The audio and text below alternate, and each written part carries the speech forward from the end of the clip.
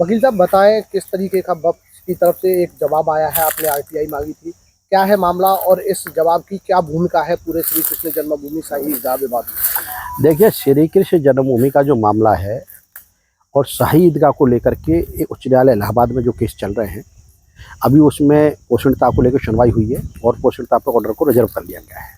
लेकिन हम इसी बीच हमारे के द्वारा एक आरटीआई सर्वे कमिश्नर लखनऊ से मांगी थी और हमने इसमें मांगा था कि 1995 के वक्फ एक्ट की सेक्शन 4 के अनुसार कौन कमिश्नर आए थे सर्वे करने के लिए प्रॉपर्टी का, कौन असिस्टेंट सर्वे कमिश्नर थे। तो इसमें हमने ये भी मांग की थी कि ये प्रॉपर्टी क्या वक्फ की संपत्ति है। तो इस सभी का पत्र के द्वारा हमको जवाब मिला 31 मई को, और 31 मई को उन्होंने क्लियर कहा है कि इसमें जो 27/5/1987 का जो गजट प्रकाशित किया गया, गजट में इस संपत्ति का वक्फ के नाम से कोई प्रॉपर्टी शाही ईदगाह मस्जिद डिग गेट कोई संपत्ति वक्फ में अंकित नहीं है। जब ये संपत्ति वक्फ में अंकित नहीं है तो वक्फ के जो अधिवक्ता हैं या वक्फ के लोग हैं वो किस आधार पर पैरवी कर रहे हैं, वो किस आधार पे इसमें केस में इंटरफियर कर रहे हैं। तो इससे बिल्कुल स्थिति क्लियर हो गई है कि ये प्रॉपर्टी वक्फ से कंसर्न नहीं है। ये 13.37 एकड़ की जो ज़मीन है पूरी, ये श्री कृष्ण जन्मभूमि ट्रस्ट की है और ये खसरा के द्वारा, खतौनी के द्वारा, रेवेन्यू रिकॉर्ड के द्वारा बिल्कुल क्लियर है। और बार बार शाही ईदगाह के द्वारा एक उल्लेख किया जाता रहा है कि ये प्रॉपर्टी वक्फ से कनेक्टेड है, वक्फ से में दर्ज है। तो अब वक्फ में तो ये दर्ज है नहीं, तो ये किस तरह से प्रोपोगंडा चलाया गया, किस तरह से लोगों को गुमराह किया गया कि जो संपत्ति वक्फ में दर्ज नहीं है, 1968 का कंप्रोमाइज है वो गलत है, जो जिन लोगों से कंप्रोमाइज कराया गया वो गलत लोग थे, वो पार्टी थी नहीं कंप्रोमाइज। तो ये पूरा का पूरा जो एक मैं कहूँगा ये पूरा षड्यंत्र किया गया और पूरा षड्यंत्र करके इस प्रॉपर्टी को कैप्चर करने के कर लिया गया। अब वो स्थिति आ गई है कि वो न्याय सबके सामने आना चाहिए, दूध का दूध पानी का पानी होना चाहिए। इसी को लेकर के हम कोर्ट में गए हैं, कोर्ट में इन तथ्यों को रखेंगे, इस पत्र को भी कोर्ट में रखेंगे आने वाली डेटों में, माननीय न्यायालय के समक्ष रखेंगे कि जब ये प्रॉपर्टी का कोई कंसर्न ही नहीं है वक्फ से, तो वक्फ के किस आधार पर इसमें पैरोकारी हो रही है, वक्फ के आधार पर किस लोग किस आधार पर ये कह रहे हैं कि वक्फ की प्रॉपर्टी है। तो ये बिल्कुल पर्दाफाश होना चाहिए, इसका गलत चीज़ है, लोगों को गुमराह किया जाता रहा इतने लंबे समय तक, और अब वो समय आया है कि सत्य सबके सामने आए। पत्र मेरे हाथ में, देखिए मैं पत्र आपको दिखाता हूँ, ये 31 मई 2024 का ये पत्र है और इसमें कार्यालय सर्वे कमिश्नर वक्फ उत्तर प्रदेश 824 जवाहर भवन लखनऊ के द्वारा जारी किया गया है।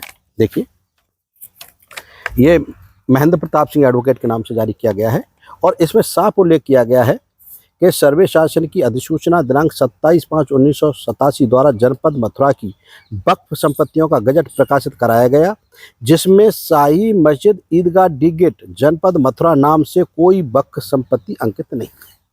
जब वक्फ संपत्ति अंकित नहीं है तो फिर काय का औचित्य बनता है, किस आधार पे आप कह रहे हैं कि वक्फ ये संपत्ति है।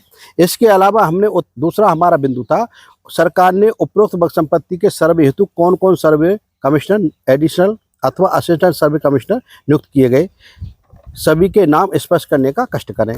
उसमें भी उन्होंने लिख दिया उपरोक्त अनुसार, ये भी कहते हैं कि इसमें नहीं आता है। तीसरा उन्होंने कहा था उत्तर प्रदेश सरकार द्वारा प्रकाशित नोटिफिकेशन में उपरोक्त वक्फ संपत्ति का सर्वे कब प्रारंभ हुआ और कब समाप्त हुआ, संपूर्ण विवरण उपराने कट कर इसमें भी।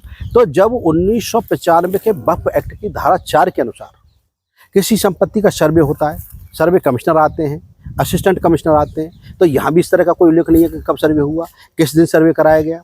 क्योंकि कोई भी संपत्ति 1995 की धारा 3R के सब क्लॉज 3 के अनुसार अगर कोई प्रॉपर्टी वक्फ को दी जाती है तो वो वक्फी के नाम होनी चाहिए, देने वाले के नाम होनी चाहिए, डेडिकेटर के नाम होनी चाहिए।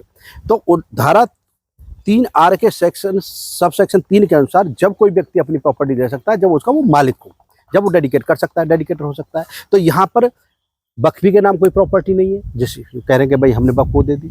धारा 3R का 3 सब अप्लाई नहीं करता है, धारा 4 वक्फ एक्ट अप्लाई नहीं करती है। तो ये कौन से ऐसे चीज़ें रहीं कि इतने बड़े तथ्यों को छुपा छुपा करके इतनी बड़ी देश को, पूरे देश को गुमराह किया गया। एक करोड़ों करोड़ों हिंदुओं का ये आस्था का केंद्र है, श्रद्धा का केंद्र है, क्यों इसको कैप्चर किया गया? तो ये बड़ा यक्ष प्रश्न है, मैं ही नहीं पूरी दुनिया जानना चाहती है।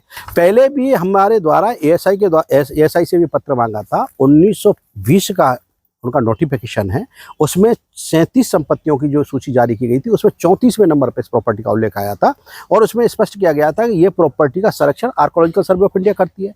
जब आर्कोलॉजिकल सर्वे ऑफ इंडिया इस प्रॉपर्टी का संरक्षण करती है, खसरा खतौनी में श्री कृष्ण जन्मभूमि ट्रस्ट के नाम प्रॉपर्टी है, तो शाही ईदगाह मस्जिद का वहाँ क्या लेना देना, उनका स्टेटस क्या है, ये भी लोग जानना चाहते हैं। वो किस आधार पर कब्जा करके बैठे हैं, वहाँ वो किराएदार नहीं है, वहाँ वो मालिक नहीं है, उनका कोई स्टेटस वहाँ बनता नहीं है, तो फिर ये कौन सी ऐसी चीज है कि वो किस आधार पर वहाँ बैठे। तो ये अब एएसआई का पत्र हो या सर ये वक्फ बोर्ड का लेटर हो, इनसे स्थिति बिल्कुल क्लियर हो गई है कि ये प्रॉपर्टी हिंदू पक्षकारों की है, श्री कृष्ण जन्मभूमि ट्रस्ट की प्रॉपर्टी है और ये प्रॉपर्टी श्री कृष्ण जन्मभूमि ट्रस्ट की है और थी और मिलनी चाहिए ट्रस्टी को। जो 2.5 एकड़ का असली गर्भगृह तो उनके पास है, तो गर्भगृह का औचित्य उनके पास नहीं बनता है। ये प्रॉपर्टी हिंदू पक्षकारों को अविलंब मिलनी चाहिए। इन पूरे तथ्यों को हम उच्च न्यायालय इलाहाबाद में रखेंगे आगामी डेटों में और इस पत्रों को भी दाखिल करेंगे और दूध का दूध पानी का पानी जनता के सामने हो चाहिए, सबके सामने हो चाहिए, सच सबके सामने आए। और इन पत्रों के द्वारा आर्कोलॉजिकल सर्वे ऑफ इंडिया के पत्र के द्वारा और 31 मई 2024 का जो वक्फ का सर्वे कमिश्नर के द्वारा जारी किया गया, इसके द्वारा बिल्कुल स्थिति क्लियर हो गई है।